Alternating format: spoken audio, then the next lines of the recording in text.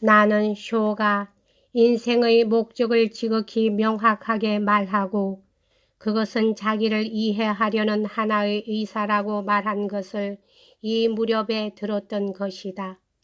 너무도 지당하며 충분히 역설적인 가치가 있다고 받아들여진 것이다. 더욱이 쇼의 악마는 인생이란 허무와 할일 없는 반복이라고 생각하는 나의 사상에 너무나 근착돼 있는 것이었다.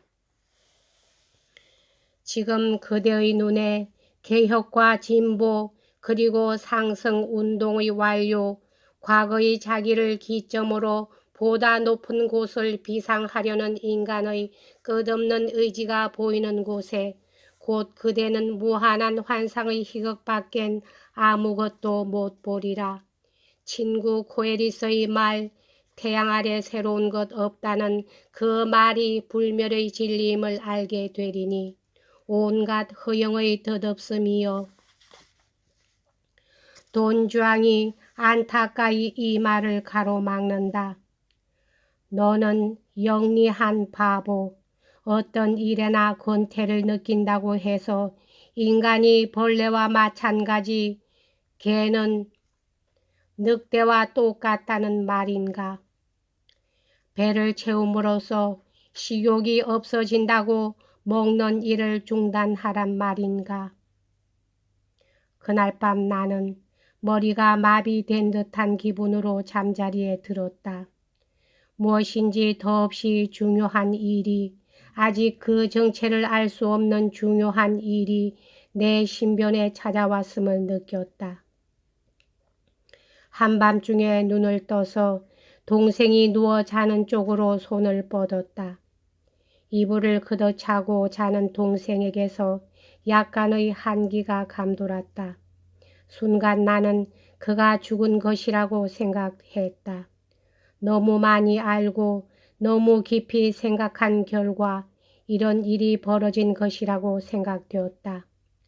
동생에게 이불을 덮어주고 다시 온기가 돌아오자 비로소 안심이 되었다.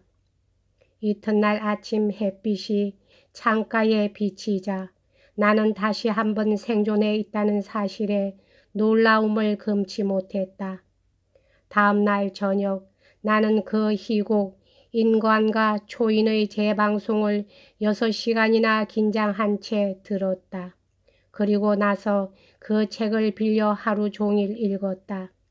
그 48시간 아마도 일찍이 그토록 내 마음을 강렬하게 벅찬 감동으로 가득 채워준 시간은 없었으리라. 이어서 쇼의 희곡 전부를 읽었다. 서문은 읽지 않았다.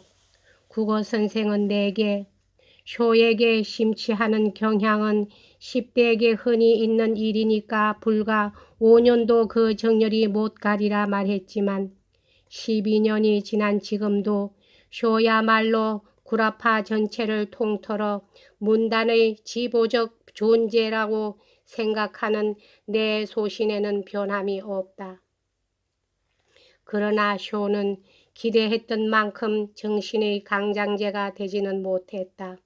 당시에는 퇴색한 듯한 잿빛 감각들이 내 마음에 밀려들어 어딘가 의존하고 싶은 생각이 북받쳐 올랐다.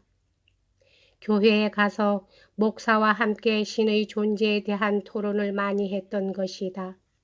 이따금 너무 토론에 열을 올리다가 머리가 아찔할 정도의 어지러운 상태로 교회 문을 나온 적이 많았다. 이럴 때마다 허무함과 어리석음이야말로 생활을 끌고 가는 불가피한 요소임을 실감하는 것이었다. 우울한 나날들은 며칠이고 반복되는 때도 있었다.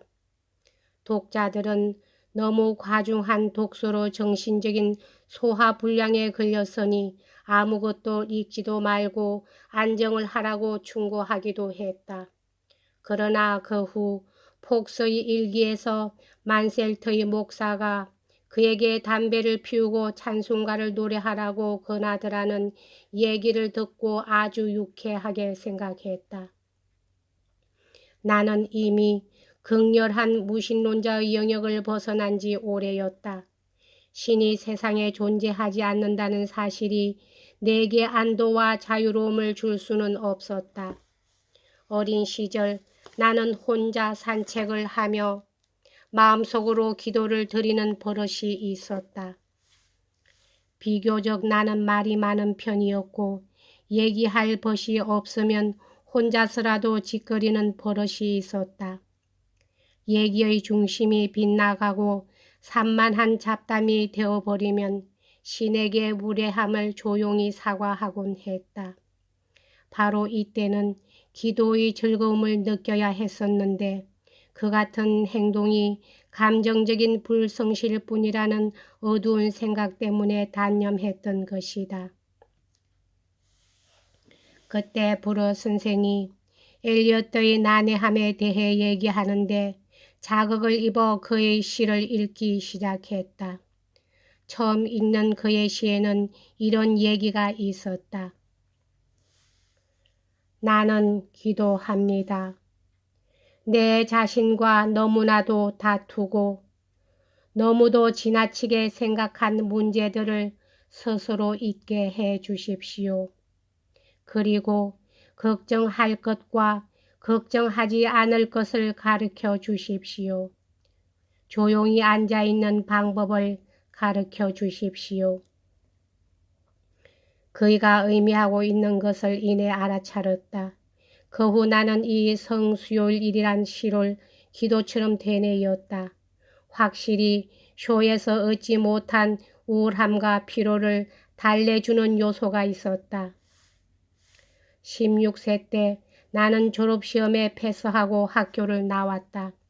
그때까지도 내 희망은 과학자가 되는 것이었기 때문에 나는 과학사 학위를 얻을 수 있는 직장을 갖고 싶었다. 불행하게도 대학 시험에서 면제되자면 5과목의 학점이 필요했는데 내게는 4학점뿐이었다. 그 때문에 수학시험을 다시 한번 응시해야 했다. 우선 제일 먼저 얻은 직장이 어느 도매상이었다. 상점으로 운반되어 오는 털실의 무게를 달고 여점원들과 같이 공장으로 가는 털실의 질을 점검하고 큰 실패에 감긴 털실의 무게를 다는 것이 맡은 일이었다. 뭐 이렇다 하게 내가 하는 일에 특별히 비참한 생각이 드는 것은 아니었지만 그래도 어딘가 마음에 들지 않는 것이 한두 개가 아니었다.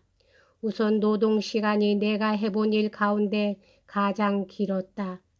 점심시간이 도중에 잠깐 있을 뿐 아침 8시부터 저녁 6시까지 온통 쉴 새 없이 작업을 해야만 했다. 얼마 안 가서 나는 그만 이 일의 실정을 느꼈다. 이 실정을 잊게 해주는 방법도 생각해 보았다. 수많은 시를 읽는 것은 기분 전환에 상당한 도움을 주었다. 일을 하면서 소설의 테마를 구상하고 일이 끝나면 방에 갇혀 글로 옮겼다. 2달 후 수학시험에 합격하자 아무 미련 없이 그 도매상에 아듀를 고했다. 몸을 쥐어짜는 중노동에 진절머리가 났던 것이다. 모교에서의 실험실 조수 생활은 그에 비하면 거의 할 일이 없었다. 그러나 여기서는 과학에 대한 흥미를 완전히 상실했음을 알게 되었다. 여기까지 하겠습니다.